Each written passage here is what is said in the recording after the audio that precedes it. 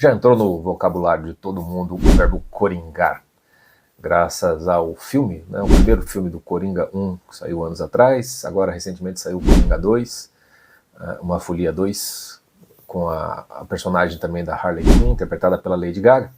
E eu fui assistir o segundo vídeo, e dado que o contexto que esse vídeo está saindo aqui ainda é época eleitoral, em 2024, no segundo turno em várias cidades, e nesse ano a gente teve um fenômeno lá em São Paulo do Pablo Marçal, que eu acho que tem muito de coringamento generalizado das pessoas, né, a votação expressiva que ele acabou tendo, por muito pouco não passa adiante, e se passasse talvez ganhasse a eleição. Então esse vídeo aqui é para tentar entender um pouco mais disso, o que é coringar e por que está todo mundo coringando no final das contas. As eleições dão uma boa desculpa para isso, mais ainda o lançamento do segundo filme, né, do Coringa, e eu vou começar justamente comentando os filmes, para poder chegar nessa parte aí, que é a que mais me interessa falar, a respeito do nosso processo de coringamento generalizado.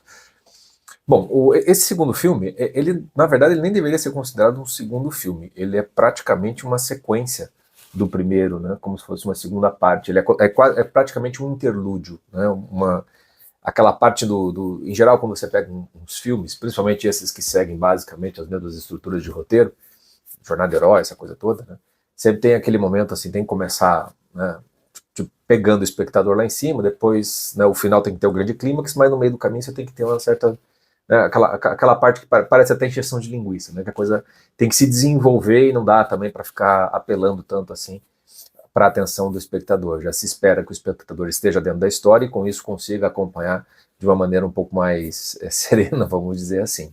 Então existe esse entremeio, né, esse interlúdio. E eu acho que esse Coringa 2, a impressão que eu tenho é que ele foi feito para ser uma trilogia. Eu não faço a menor ideia se foi pensado assim ou não. Do que eu pesquisei, não consegui encontrar nada que confirmasse isso. Mas a sensação é que esse segundo filme é literalmente um meio de campo entre o primeiro e o que seria um terceiro, né? Porque na prática, né, ele nada mais faz do que voltar atrás naquilo que o primeiro já tinha desenvolvido. Eu acho que essa é a razão pela qual as pessoas ficaram tão frustradas com o filme. Muito pouco a ver com o fato dele ser musical. As pessoas estão botando muito na conta do musical, ninguém ter gostado, né? Em tudo quanto é plataforma aí que faz avaliação de notas dos filmes, né? O público tem dado nota muito baixa, a crítica também tem acompanhado. Às vezes, em geral, quando o público não gosta, a crítica gosta e vice-versa. Nesse caso, não, é uma unanimidade, né? Poucas pessoas estão defendendo o filme. E eu acho que, no caso do público, é por uma expectativa frustrada, né? Se esperava que depois, aquele final apoteótico do primeiro, que a gente tivesse o desenvolvimento da personalidade do Coringa, já não mais tanto a história de como ele veio a nascer, né? O primeiro filme é o nascimento desse personagem tão icônico dos quadrinhos, o arquirrival principal do Batman, né? Aquela força do caos, como foi representado na trilogia do Nolan, né? Há alguns anos atrás, no cinema, né? O Cavaleiro das Trevas, são 3 filmes, e o Coringa é o vilão, né? Principalmente acho que do segundo deles. E é um Coringa muitíssimo interessante, porque ele é uma força do caos mesmo, uma força do mal, sem qualquer explicação sobre o seu passado. É como se ele literalmente não tá nem aí para nada dos problemas que o filme do Coringa vai acabar retratando. O Coringa lá do Christopher Nolan detestaria, teria ojeriza, mataria o Coringa do Arthur Fleck aqui dos nossos filmes com muita rapidez. Não teria a menor paciência para os dramas ali que são mostrados, né? Então o filme, o Coringa 1, ele tem a gênese disso, tem algo também de mimético, né? Tem a coisa, nasce o Batman junto com o Coringa, né? E na cabeça do Coringa talvez ele fosse até irmão do Bruce Wayne e tudo mais. Uma sacada interessante. O primeiro filme é realmente legal de se assistir. Você tem essa presença dos personagens, daquilo que faz parte da história deles, embora não seja um filme sobre super-heróis, sobre vilões de super-heróis. É um filme sobre um sujeito transtornado mentalmente, né, que acaba se tornando um criminoso, né, ou seja, está num processo de se tornar, né, psicótico, né, psicopata, etc, etc. Então, o filme, na verdade, é a gênese de um psicopata, né, como é que ele se cria, digamos assim, como é que ele se constrói. Só que o filme termina, literalmente, com o psicopata, né, de certo modo, já criado, né. O Coringa tá lá, né, a cidade em chamas e tudo mais, termina com ele já no asilo Arkham, né, já na entrevista com a psiquiatra, já com a personalidade do Coringa inteiramente formada, já não mais com aquela dissociação de personalidade. Tem o Arthur Fleck, o coitadinho, e o Coringa, o grande vilão, o agente do caos. Você vê no final que o Coringa já está ali pronto, né? Ele já está inteiro. A forma como termina é assim. Quando vai para o segundo filme começa precisamente com a mesma tomada do final do primeiro. Né? No final do primeiro você tem ali o corredor do asilo e o Coringa, né, com umas pegadas em sangue, ele sai correndo, os enfermeiros tentando segurá-lo, ele deve ter cometido mais um assassinato, aquilo ali fica tudo no ar, né, no final das contas, e a gente começa com essa mesma cena. Voltamos ao Arthur Fleck. Então, a frustração com o segundo filme é que literalmente parece que o primeiro não aconteceu, né, ou aquilo que aconteceu ainda não foi suficiente para que a gente possa ir adiante na história do Coringa. Você continua com o drama do Arthur Fleck, que ainda está num processo de desenvolvimento dessa personalidade psicopática. Então a sensação que fica é que tentaram fazer um segundo filme como se fosse um primeiro de novo, um reboot do primeiro, partindo do pressuposto daquilo que aconteceu no primeiro. E isso foi muito frustrante, porque estava todo mundo já esperando a coisa escalar, né? A coisa já ir para uma outra história, que não acontece. Eu tenho cá para mim que a maior parte da frustração vem disso. Mais do que isso, porque toda aquela referência aos quadrinhos, por exemplo, desapareceu.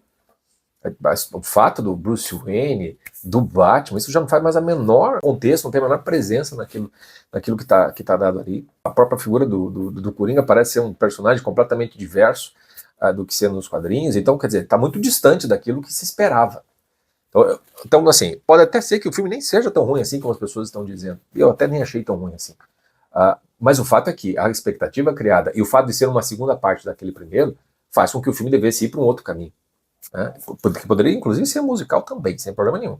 Mas eu acho que tinha que ir para uma outra linha e não é a que ele segue. Né? E isso, com essa frustração, as pessoas, então, ainda mais porque no final tem uma outra frustração que é o que eu vou falar, que talvez explique, talvez até mais, porque, de certo modo, o Coringa é inviabilizado, no final das contas. É como se não dá para ter um terceiro filme.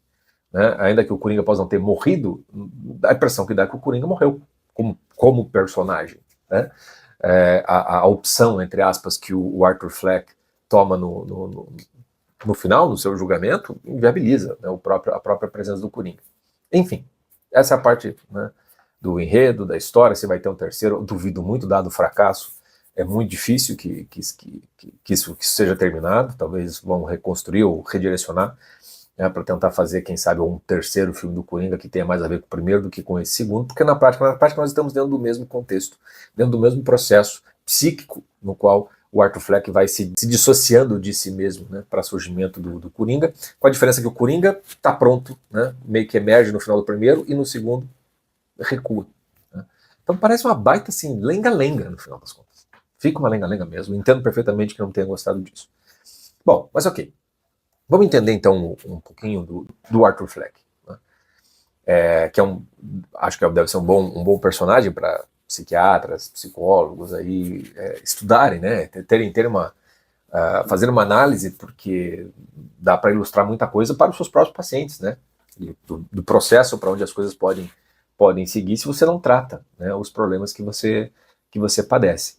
Então, a história do Arthur Fleck é uma história de negligência na infância, de abuso na infância, né, feito pela própria mãe. Né, uma criança que não recebeu afeto, provavelmente de maneira alguma, cresceu de uma maneira traumática, isolado da sociedade. Quando a gente vê ele já adulto, né, já no primeiro filme, a gente vê claramente isso, quer dizer, ele não tem conexão com quase ninguém, praticamente falando, né?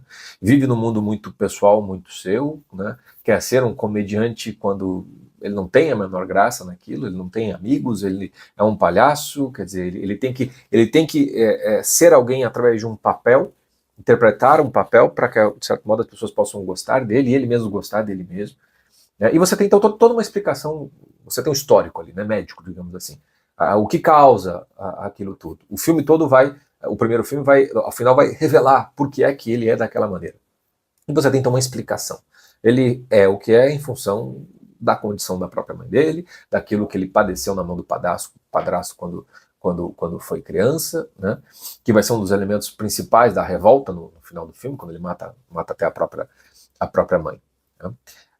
Então a gente tem esse histórico ali, né, não está numa ordem cronológica nos filmes, mas você tem uma explicação bem clara a respeito de como ele chegou no ponto que ele chegou, no qual ele está sofrendo de depressão, está sofrendo de estresse pós-traumático, dá para se colocar isso. Eu vi um psiquiatra americano falando também do negócio chamado afeto pseudobulbar, quer dizer, um negócio neurológico, assim, aquelas risadas que ele dá incontroláveis no primeiro filme, no segundo isso aparece muito pouco, muito menos, mas seria uma condição neurológica derivada de pancada mesmo, uma série de aspectos físicos, não apenas psíquicos, que influenciam nisso.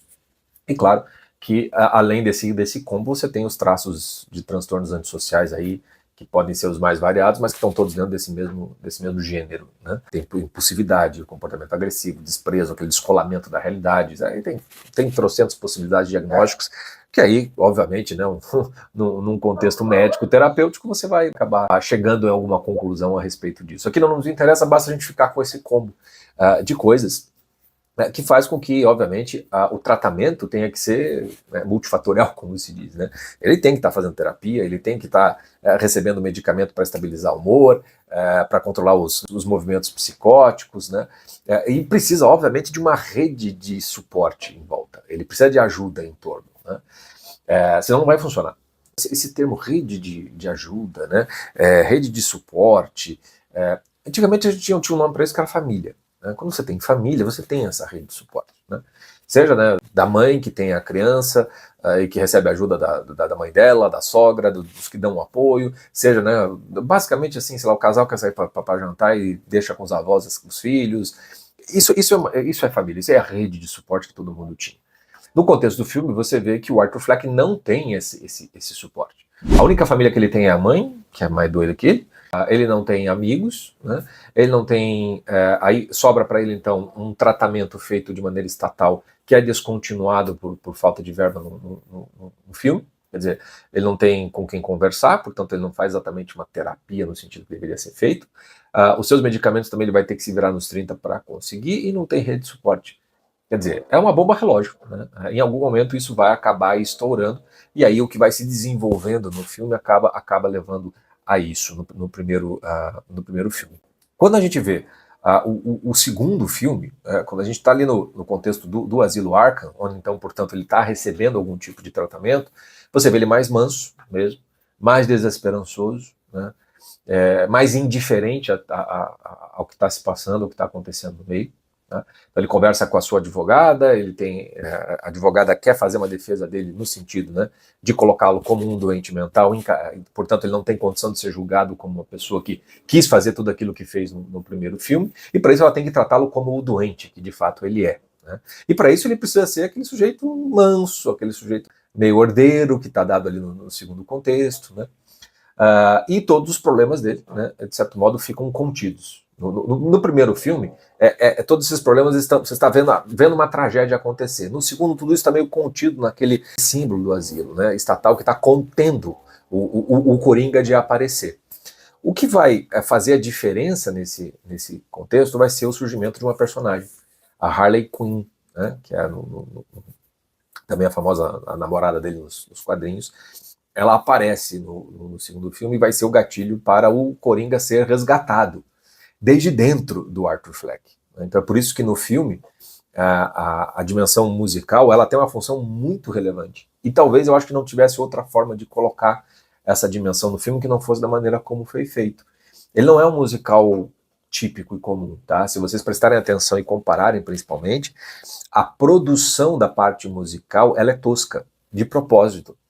Você vê ali que não há uma preparação vocal, não tem nenhum rebuscamento, embora tenha alguns momentos que eles estão numa espécie de cenário, né, onde eles saem daquela realidade e vão para um mundo imaginário. Você não vê assim, o tratamento de voz da Lady Gaga, o Joaquin, eles cantam na própria cena, não é um negócio que está cantado, eles estão dublando, como em geral acontece nos musicais, porque acaba tendo muita dança, é muito difícil fazer as duas coisas. Aqui não. Né? Ali a coisa musical sai como quem está, sei lá, cozinhando na cozinha e cantarolando um para o outro, né? Com todas as limitações que essas condições realísticas, digamos assim, trazem, né? Então não é exatamente um musical nesse sentido. A música está apresentada ali para deixar muito claro quando a dissociação entre o Arthur Fleck contido, né, ou o Coringa contido, ainda existe desde dentro do Arthur Fleck. Né? Então no primeiro filme, temos o Arthur Fleck que não está aguentando e de repente o Joker aparece, toma conta. No segundo filme, o Joker é contido dentro do Arthur Fleck porque ele está dentro daquele hospital. O Coringa vai aparecer desde um elemento interno e ao mesmo tempo externo. Desde dentro não vai sair mais, por conta talvez até da medicação. Mas a Harley Quinn vai ser o elemento que vai, de certo modo, resgatar o Coringa do Arthur Fleck. E veja claramente, quando ele encontra a Harley Quinn, quando ele tem a primeira conversa com ela, vai ser, na cena seguinte, ele vai receber a notícia de que ele vai ser julgado e a pena para ser a pena de morte. E na hora que ele está lendo aquilo, ele dissocia claramente a realidade da vida dele com o fato de que, enfim, ele encontra alguém que se interessa por ele, né, que gosta dele. Né? E aí ele começa a cantar então uma música na qual assim, tudo que está acontecendo na realidade já não importa. Porque de certo modo, a verdadeira realidade que ele tanto quis, que era alguém que simplesmente se interessasse por ele, né, é um carente afetivo absurdamente carente. Né? E portanto, quando ele tem aquela atenção, uma atenção feminina, e ainda tem toda uma dimensão erotizada ali entre os dois, aquilo obviamente preenche, né, aquilo que talvez o Arthur Fleck mais necessitasse, não o Coringa, mas o Arthur Fleck. Tanto é assim que no primeiro filme ele fantasia a relação com uma vizinha que nunca existiu, só naquele mundo interior dele. Né? Mas essa dimensão musical ainda não aparecia com tanta clareza ali dentro do primeiro filme como nesse segundo, como sendo esse momento em que a gente entra dentro daquele mundo interior do Arthur Fleck, que por sua vez saiu do contexto da realidade. E o segundo filme, portanto, quando você tem o aspecto musical, para o Arthur Fleck, para o surgimento, o Coringa só surge porque a Harley Quinn que é o Coringa. Né? Enquanto o Arthur acha que o interesse dela é por ele, mas não é. Ela só está interessada no Coringa, não nele. Então o filme, do ponto de vista interior do Arthur Fleck, é um romance. É uma comédia romântica. Daí também a dimensão do musical ter essa presença e esse simbolismo. Né? Você tem uma história do Arthur Fleck sendo tratado medicamente falando e tendo essa possibilidade afetiva de ser restaurado ou resgatado a partir da presença feminina da personagem da Harley Quinn, que por sua vez ela quer o Coringa, ela quer uma outra história. E é por isso que a Harley Quinn é muito mal aproveitada no contexto do filme se você pensar na história do Coringa. Se você viu o segundo filme como a história do Arthur Fleck, ele é outro filme. E ele é até mais interessante do que parece. Mas quando você quer a história do Coringa, o Coringa simplesmente foi contido nesse segundo filme. E a Harley Quinn ela aparece tentando tirá-lo, tentando fazer aparecê-lo. A parte mais interessante do filme é de fato quando ela consegue fazer o Joker aparecer. Mas ela perde, no filme isso não vai acontecer no final das contas. Então fica um personagem meio inútil na história. Ele fica meio sem função, a Lady Gaga. Ela tem uma função que faz parte de uma história amorosa frustrada do Arthur Fleck, mas não como aquela que resgata o Coringa. Então fica literalmente fica a sensação de que, bom, vai vir uma terceira parte, onde então essa parte que parece que é a queda do Coringa vai ter então um ressurgimento no final. Se você pegar um arco completo, vai fazer sentido. Mas como um filme em si, a coisa fica muito frustrante para quem vinha acompanhando desde o primeiro filme. Então, a função da música ela tem a ver com o universo interior do Arthur Fleck, com o fato dele não dar conta da realidade do lado de fora, dele se resguardar dentro do seu mundo interior, como ele já fazia no primeiro filme. Aqui o segundo filme talvez até guarde mais semelhança com A Vida Secreta do Walter Mitty, que é um filme que tem acho que eu fiz um vídeo aqui no canal sobre o filme que foi feito mais recentemente, mas é uma história da década de 40, que inclusive a parte toda musical também do filme se remete mais a meados do século XX, né? As músicas quase todas são da época do Frank Sinatra, né? Das big bands do jazz e tal, do que algo mais próximo, né? Ali, o filme acho que se passa na década de 70, creio eu, imagino eu, não tenho muita clareza com relação a isso, mas acho que se passa ali 60, 70. Onde você já tinha, né, o universo, por exemplo, do rock and roll já estaria presente, mas não aparece. Né? Então, ele é uma cabeça para trás, né? Ele tá no tempo anterior, né? Talvez no tempo da sua infância ainda. Né? Talvez, e isso seja o significado dessas músicas serem daquela época. Né? Então, o Walter Mitty é um conto de 39, se eu não me engano, né? E é basicamente esse personagem, né? Que ele, por outras razões, né? Ele vai para um mundo imaginário onde ele gostaria que a realidade fosse aquilo que ele imagina, mas ele não consegue ser do lado de fora. E é mais ou menos isso que a gente vê no segundo filme. Né? O Coringa, né? O Arthur Fleck, ele vive um amor, uma relação amorosa nesse musical dentro dele, né? Que ganha uma chance quando ele né? Explode aquela bomba, que deve ter sido a Harley Quinn, né? E ele vai procurar lá naquela escada, né? E aí o simbolismo da escada ganha um outro significado aqui, né? Porque no primeiro filme ele desce as escadas, né? Então, ou seja, está indo em direção ao Coringa, e na segunda ele sobe em direção a Harley Quinn. É o Arthur Fleck tentando né, se salvar. Só que no meio do caminho a Harley espera ele para dizer que não quero nada com você, porque você não é o Coringa. Então ela sobe e vai embora, e ele volta para baixo, né? Volta para o contexto do asilo do Arkham, né? Então, esse universo todo, o filme todo, é sobre o Arthur Fleck, né? Sobre um homem doente, muito carente, que está sendo tratado, ainda que seja na prisão, que tem essa possibilidade de uma restauração afetiva, e o seu grande momento vai ser, obviamente, no julgamento, né? Acho que o filme errou ao escolher a segunda parte acontecer no cenário de tribunal. A primeira parte é muito mais interessante que a segunda, onde se dá dentro do contexto do Arkham. Acho que quando tem lá a possibilidade deles fugirem do Arkham, acho que o filme deveria ter ido por este caminho, né, para um relacionamento efetivo dos dois. Acho que o filme seria muito mais interessante assim. Mas quando eles acabam sendo presos, voltando para o contexto e vai para um sentido de filme de tribunal, a coisa já perde muito do seu impacto, o roteiro já não tem mais para onde ir, aquilo é um grande teatro no final das contas, e aí você vê que em vez de um contexto psicoterapêutico ou então afetivo na relação, acaba sendo aquele teatro no qual ele se coloca como advogado de si mesmo e passa ali no contexto em que ele vai ter que decidir, vou ser o Coringa aqui, como parece que ele vai ser, ou eu recuo e no fundo, falo assim, não, eu sou o Arthur Fleck mesmo. É o que acaba acontecendo, frustrando ainda mais as pessoas com relação ao filme que esperavam que o Coringa fosse o Coringa, e ele não é o Coringa, né? Ele termina sendo o Arthur Fleck. Se eu olhar o filme ignorando toda a dimensão do primeiro filme e tudo mais, o filme nem é tão ruim assim. Mas colocado no contexto do primeiro, colocado no contexto que esse personagem tem de se tornar o Coringa, esse segundo filme, se ele for um entremeio para um terceiro, erraram demais a mão na forma como anunciaram o que ele seria. Porque criaram uma expectativa na qual eles não atendem, ao contrário, vão no sentido oposto àquilo. Então, a coisa fracassou, de fato, assim, não dá para considerar que é um bom filme, levando-se em consideração tudo isso. Mas eu quis falar dos dois filmes, do personagem, dessa história, porque tem uma outra coisa que está presente, principalmente no primeiro filme, também no segundo, mas mais no primeiro, que é o impacto, né, do Coringa no meio social no qual ele está colocado.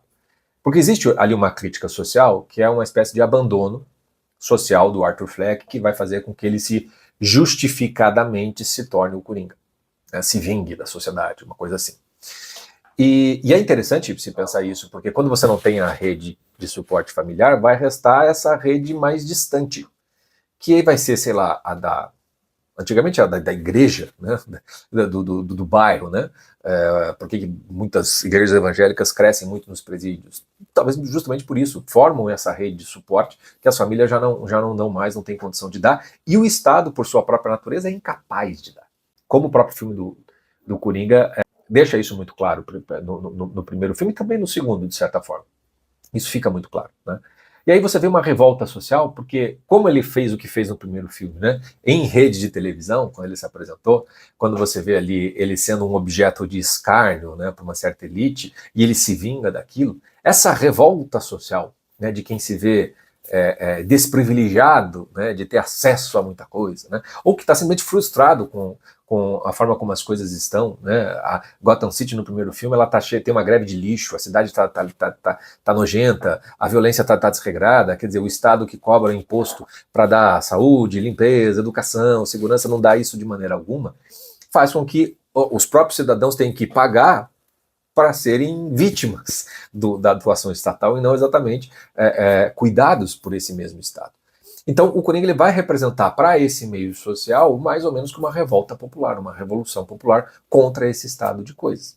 E é por isso que o filme termina, né, com aquele movimento, né, das máscaras de palhaço que permanece no segundo filme, e é justamente essas pessoas que se frustram com o próprio Coringa.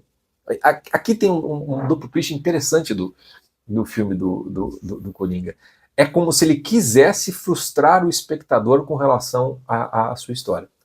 Porque o espectador, olha que interessante, você vai para o cinema torcendo para o Coringa aparecer como a Harley Quinn está torcendo e como aquelas pessoas vestidas de Coringa estão torcendo. Isso é uma sacada interessante do filme. Ele te coloca do ponto de vista de quem quer ver o circo pegar fogo. Você fica puto do Coringa ser tão murcho. Você fica puto de fazer o Coringa dar um beijo no outro sujeito. Você fica puto dele ser tão impotente. Você fica puto. Você quer o Coringa dos quadrinhos. Né? É como se você quisesse o Batman. né? Porque me parece que o filme trabalha muito bem essa dimensão mimética, né? De surge o vilão e surge o herói meio que juntos, né? Um em função do outro, de certa maneira, como é tratado nos quadrinhos em várias histórias os dois. Né? E ele nos coloca do ponto assim, temos que ter um Coringa. Eu não quero a cura de um doente mental. Olha que interessante que fica o filme quando você para pensar. Eu tô na torcida do psicopata. Eu não tô na torcida para esse cara ficar bom. Eu não tô na torcida para que seja feita a justiça. Eu tô na torcida para que ele seja solto, para que ele fuja, para que ele cometa mais crimes. Porque eu quero o meu personagem. Eu quero o Coringa, para que depois possa vir o Batman. Assim, mas não seria melhor esse sujeito ser curado, né? O Batman nem ser necessário, né? Num contexto de mais sanidade mental? Seria. Seria. Eu acho que ninguém vai duvidar que é isso. No entanto, a gente quer outra coisa. Né? A gente quer o Coringa.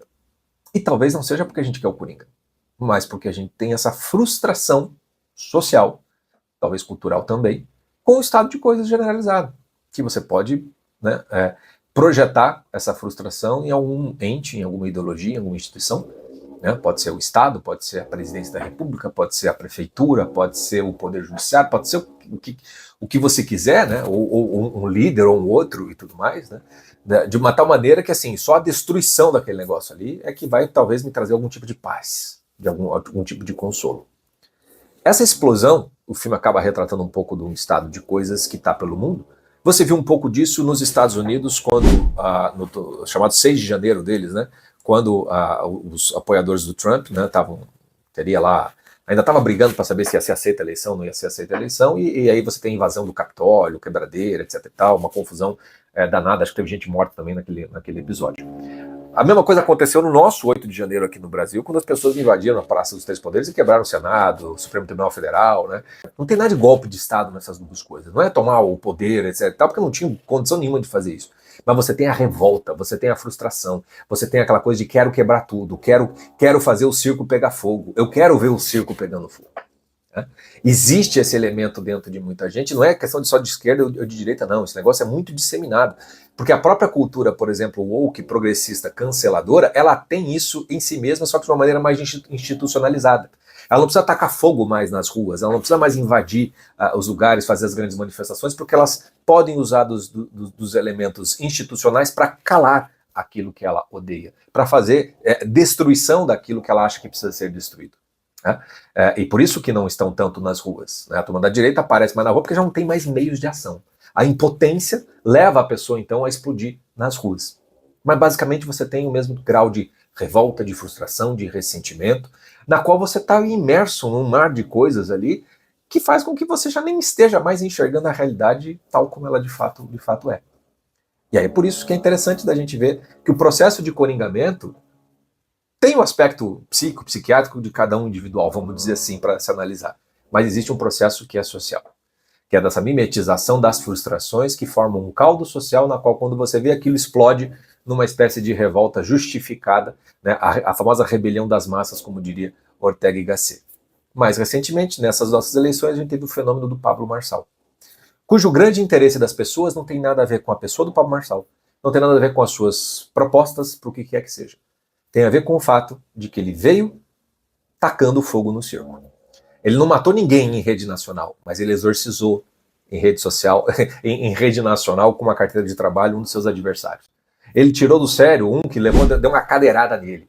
A gente quer ver o circo pegar fogo. Eu quero mais que se matem. Entendeu? Eu não estou aqui para defender mais nada. Eu não estou mais para defender direita, defender esquerda. Eu quero que o circo pegue fogo. É só isso, no final das contas, que a gente está querendo, porque no fundo, você acha que não tem mais como mudar nada. Não tem mais como vencer nada. Não tem mais como ter paciência com nada. Então, quer saber? Entre alguém que me vem com promessas vazias, ou com acordos, ou com não sei o quê, que eu tenho que ter paciência com aquilo, eu quero mais aquele que me dá a real, aquele que diz a real no negócio ali, que bota a cara a tapa e faz o circo literalmente pegar fogo. Curitiba, que é a minha cidade, também está passando por um processo muito parecido, embora não seja um Pablo Marçal que tem aqui, que é a Cristina, que não tem nada a ver com o Marçal nesse sentido, mas que está sendo alçada e também As pessoas que vão votar nela têm muito pouco a ver com ela ou com as suas propostas, né, ou com a sua capacidade de ser prefeito ou qualquer coisa. Tem mais a ver com esse grito dos excluídos, vamos dizer assim, com esse grito de revolta, né, de querer fazer um negócio assim, eu sei lá se vai dar certo ou não vai dar certo, eu só quero que aquela gente não esteja mais lá. Eu só quero é me vingar, no final das contas. Eis o processo de coringamento social que perpassa vários lugares do mundo e da sociedade, que, de certo modo, se René Girard, com a sua teoria do desejo mimético, tem razão, a coisa só se acalma quando explode, de fato, né? Eis um grande perigo. Então vale a pena, se você assistiu o Coringa 2, meditar. Você não está tão puto assim, né? Porque no fundo você queria ver o circo pegar fogo em Gotham City, mais do que o Coringa ser curado. Não tem a ver com o filme ser bom ou não. É outra coisa. Até a próxima.